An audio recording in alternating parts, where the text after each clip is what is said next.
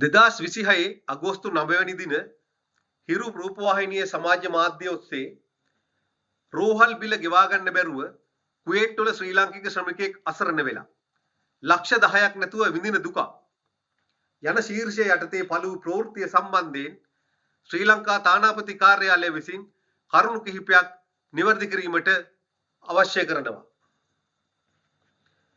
කුවේට් රාජ්‍යයේ සේවය කරන විදේශීය ශ්‍රමිකයෙකු රෝහල්ගත වූ අවස්ථාවකදී ඔහුගේ හෝ ඇයගේ රෝහල් ගාස්තු ගෙවීම සම්බන්ධයෙන් සාමාන්‍යයෙන් පවතින ක්‍රමවේදය තමයි අදාළ ශ්‍රමිකයා සේවයේ නියුතු ආයතනයේ හෝ හාම්පුතා විසින් එම ගෙවීම සිදු කිරීම.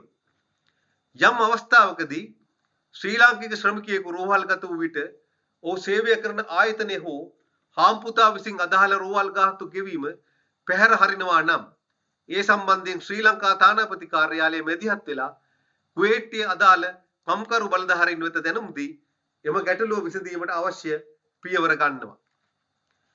මෙම ශ්‍රී ලාංකික රෝගියා පිළිබඳව සොයා බැලීම සඳහා තානාපති කාර්යාලයේ නිලධාරීන් එම රෝහල වෙත ගියා. නමුත් ඉහත සඳහන් ප්‍රවෘත්තියේ සඳහන් ශ්‍රී ලාංකික ශ්‍රමික මහතාගේ රෝහල් වීදම් පියවීම සම්බන්ධයෙන් මෙවැනි ගැටලුවක් තිබෙන බවට මේ දක්වා ශ්‍රී ලංකා තානාපති කාර්යාලයට කිසිදු නිල දැනුම් දීමක් හෝ වාර්තාවක් ලැබී නැති බව පැහැදිලිව සඳහන් කරන්න කැමැතියි.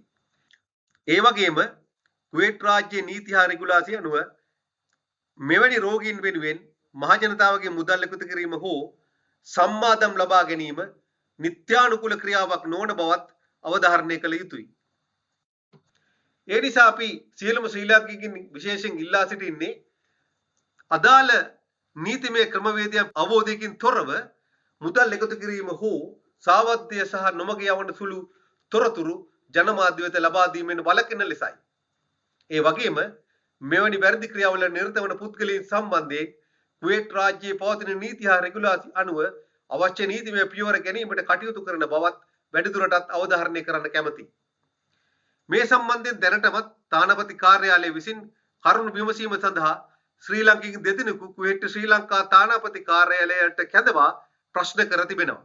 ඒ නිසා යම් ශ්‍රී ලාංකිකයෙකු රෝහල්ගත වීමක් හෝ ඒහා සම්බන්ධ ගැටලුවක් ඇති වූ අවස්ථාවකදී සමාජ මාධ්‍ය හරහා තොරතුරු පළ කිරීමට හෝ මුදල් එකතු කිරීමට පෙර ශ්‍රී ලංකා තානාපති කාර්යාලය වෙත නිල වශයෙන් දැනුම් දී නිවැරදි උපදෙස් සහ සහාය ලබා ගන්නා ලෙස සියලුම ශ්‍රී ලාංකිකයින්ගෙන් ඉල්ලා සිටිනවා. ස්තුතියි. මම කුවේට් ශ්‍රී ලංකා තානාපති ලක්ෂිත රත්නායක.